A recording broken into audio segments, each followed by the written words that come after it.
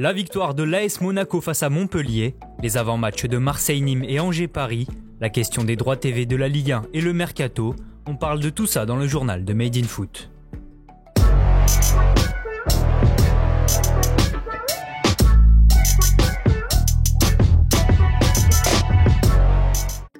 Monaco s'est fait peur, mais s'impose tout de même 3-2 face à Montpellier.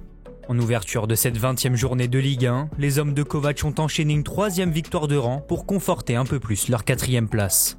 Bien dans leur match, les joueurs de la Principauté vont ouvrir le score sur corner à la 24e minute de jeu. Ben Yedder déclenche une superbe demi-volée qui vient s'écraser sur la barre. Le ballon revient sur Kevin Volland qui arrive lancé et termine sans contrôle pour son 10e but de la saison. Pas en réussite sur ce coup-là, Wissam Ben Yedder va mettre fin à sa série de 5 matchs sans marquer en déviant de la tête un centre au cordeau de Caio Henrique avant la pause. À l'heure de jeu, le capitaine monégasque va même s'offrir un doublé en convertissant un pénalty obtenu par Volland. À 3-0, Montpellier n'abdique pas et réduit la marque 3 minutes plus tard. Sur un centre de Delors au second poteau, le jeune attaquant de 18 ans Eli Wahi place un plat du pied dans le petit filet pour son premier but en professionnel. Passeur, Andy Delors va ensuite se muer en buteur pour le 3-2 à 20 minutes du terme en coupant un centre de Mollet. Le MHSC est de retour et commence alors à croire à l'exploit, mais Monaco ne craquera pas. Le Comte va d'abord sauver les siens en claquant en corner une frappe de Delors, puis Golovin aura l'occasion de tuer le match sur un contre, mais le score restera finalement à 3-2. Un succès mérité pour le club du Rocher qui porte son total de points à 36 et enfonce un peu plus Montpellier. Aujourd'hui, la 20e journée de Ligue 1 se poursuit avec notamment Marseille-Nîmes à 17h. Pour cette rencontre, Villas-Boas sera privé de Luis Enrique, Amavi et de son capitaine Steve Mandanda, touché à la main lors du Trophée des Champions cette semaine. 6e au classement, les Olympiens n'ont connu la victoire qu'à une seule reprise sur leurs 5 derniers matchs de championnat et doivent absolument se relancer face aux Crocos. Dernier de Ligue 1, les Nîmois apparaissent comme la proie idéale, eux qui restent sur 7 défaites lors des 8 derniers matchs.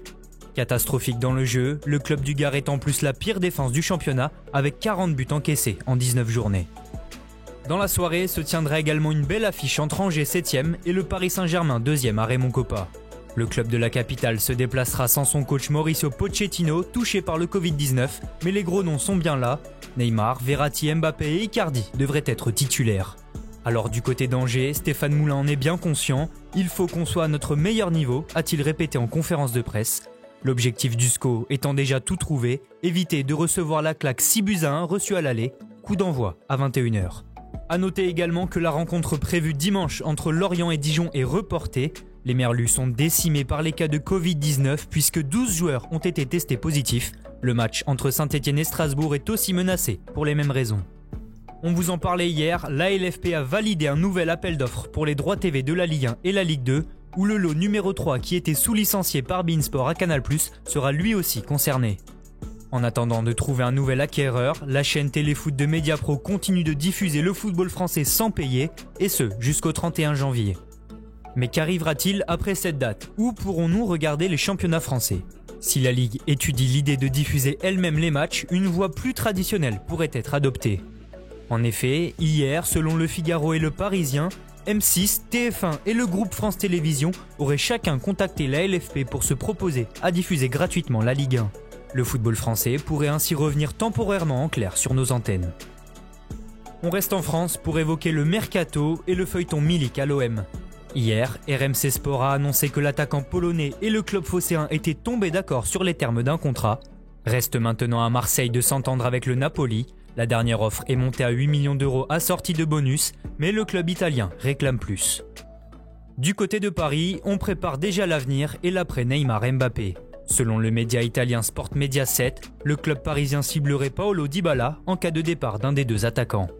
Déjà courtisé par le PSG par le passé, le milieu offensif argentin est en fin de contrat en juin 2022 avec la Juve. La Roya pourrait faire l'objet d'une offre de 60 millions d'euros de la part de Leonardo l'été prochain. Saint-Etienne va devoir se trouver un autre attaquant. Alors que tout semblait bouclé pour l'arrivée du buteur égyptien Mostafa Mohamed, son club de Zamalek a officialisé l'arrêt des négociations avec les Verts. Les deux clubs ne se sont pas entendus sur les modalités de paiement. En Italie, la Lazio s'est adjugé le derby de la ville éternelle face à la Roma. Les Lazialais ont étrillé leur rival 3-0 grâce à des buts d'Immobilier et un doublé de Luis Alberto.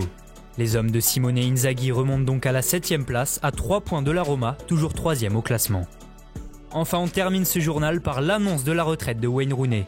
Mythique attaquant anglais de Manchester United avec qui il inscrit 253 buts en 559 matchs, l'infernal Wayne Rooney dit stop pour devenir entraîneur à temps plein de Derby County en 2e division.